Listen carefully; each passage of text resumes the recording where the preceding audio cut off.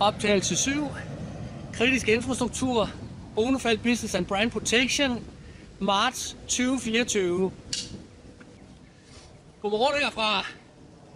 Jeg har været op det meste af natten her for at være den første, der kommer i kø til at få ladet min elbil her, fordi strømmen er gået.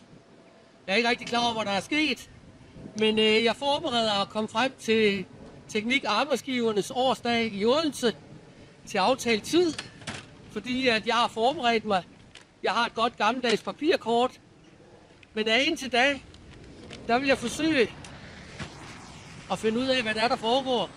Så jeg tager lige min hånddrevne, batteridrevne radio for at få lidt information. Det er jo vigtigt. Yes. Er det et teknisk uheld? Er det cyberangreb? Er det hybridkrig? Der er lidt radio dødt. Jeg ved det ikke. Så indtil da, der vil jeg tage en kop iskold kaffe.